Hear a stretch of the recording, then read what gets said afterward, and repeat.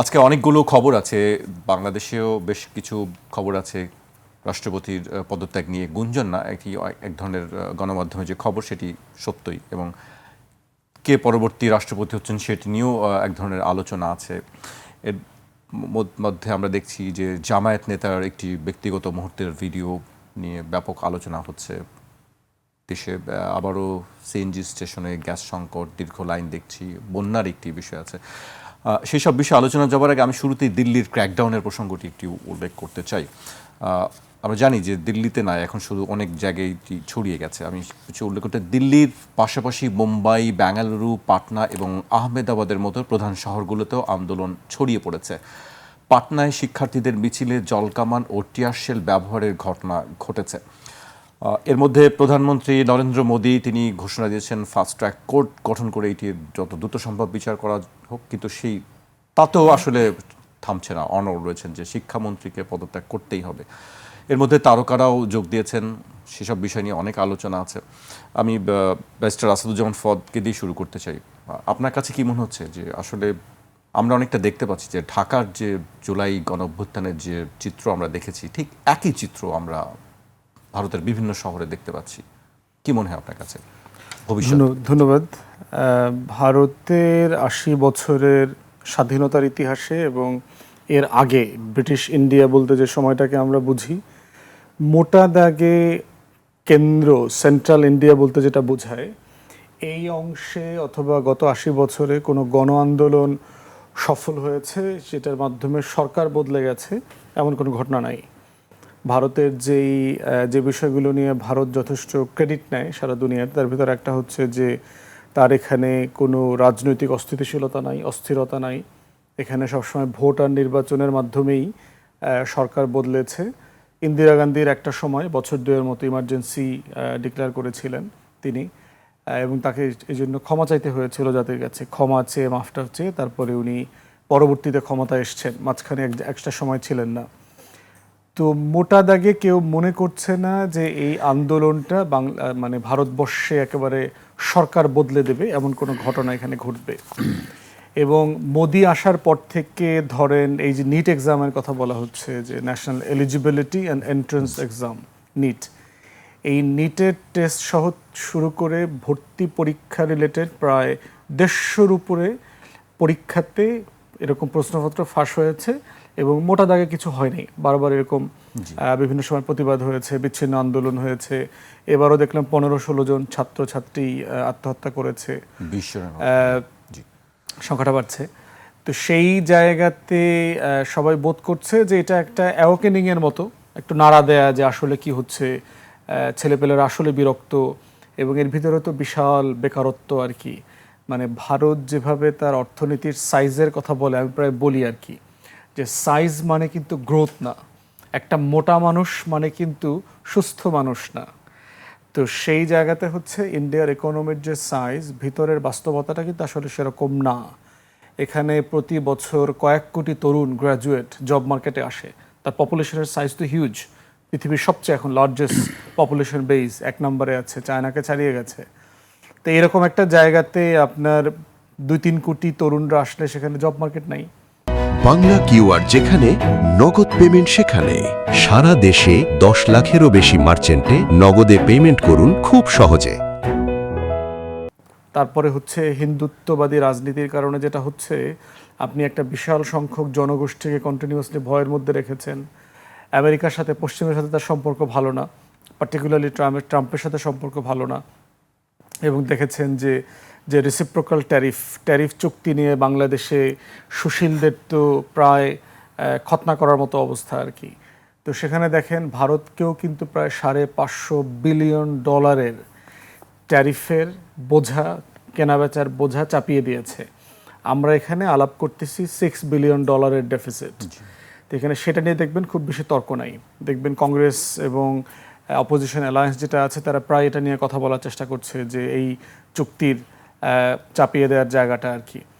তো সব কিছু মিলায় মোদি সরকার মোটা দাগে কোনো আন্দোলনে আপনার জনগণের দাবি মেনে নিয়েছে এমন ঘটনা শুধু একটা আছে, সেটা হচ্ছে কৃষক আন্দোলন যেটা হয়েছে ২১-২২ সালে।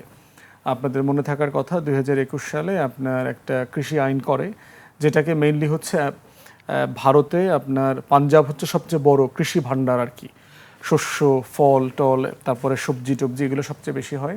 তো সেখানে কোঅপারেটিভস করে দেওয়া আছে আইনে, মূল্যকে কৃষকরা যেন মূল্যের একটা প্যারিটি পায়।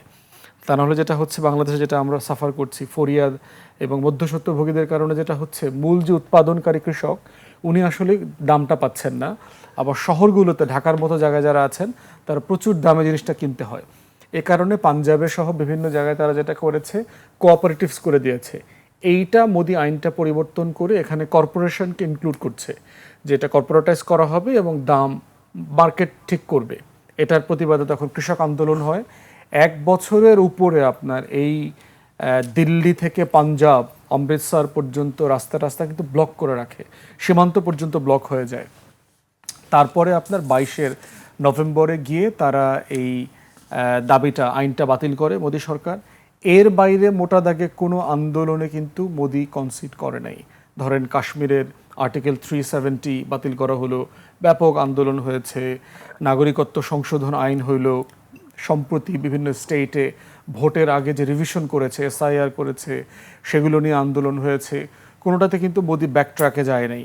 গবাদি পশু গরু নিয়ে যে পরিমাণ হাঙ্গামা হয়েছে, খুন খারাপি হয়েছে, ব্যাকট্র্যাক করে নাই। তো এই জন্য অনেকেই মনে করছে ধর্মেন্দ্র প্রধান, তার যে শিক্ষামন্ত্রী, দলের ভিতরে খুবই সলিড লোক। আপনার পূর্বাঞ্চলে বিহার উড়িষ্যা থেকে শুরু করে এই অঞ্চলে সবচেয়ে গুরুত্বপূর্ণ বিজেপির নেতা। অমিত শাহ ধরেন আপনার গুজরাট থেকে শুরু করে, যোগী আছে উত্তরপ্রদেশে। তো ধর্মেন্দ্র প্রধান হচ্ছে এই পূর্ব অঞ্চলের জন্য খুবই গুরুত্বপূর্ণ নেতা, যিনি ব্রাহ্মণ না। কারণ আরএসএস আর বিজেপির হিন্দুত্ববাদী রাজনীতি হচ্ছে, নেতারা উপরে যারা আছেন মোটামুটি সবাই ব্রাহ্মণ ক্ষত্রিয় উচ্চ বর্ণের। তো ধর্মেন্দ্র প্রধান হচ্ছে অযাদব, মানে যাদব হচ্ছে একটা বিশাল ব্রাহ্মণ উচ্চ শ্রেণীর উচ্চ বর্ণের সম্প্রদায়, সে হচ্ছে যাদব গোষ্ঠীর না। তো ধর্মেন্দ্র প্রধানকে সরিয়ে দিলে যেটা হবে, উড়িষ্যা থেকে শুরু করে বিহার এই পূর্বাঞ্চলে নিম্নবর্ণের হিন্দুরা যারা বিজেপিকে ভোট দিয়েছে কোটিতে কোটিতে, তারা হয়তো অসন্তুষ্ট হবেন এবং বিজেপির ভোট মার্কেট এখানে সিরিয়াসলি এফেক্টেড হবে।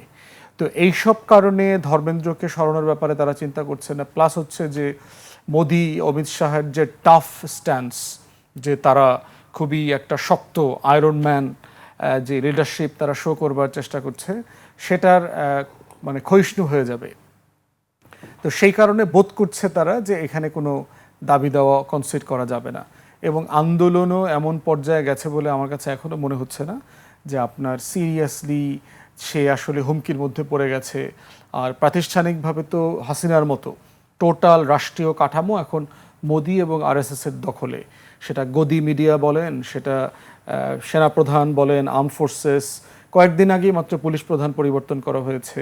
তারপরে হচ্ছে নির্বাচন কমিশন বলেন, প্রধান বিচারপতি বলেন, পুরো কাঠামো হচ্ছে এখন বিজেপির দখলে আছে।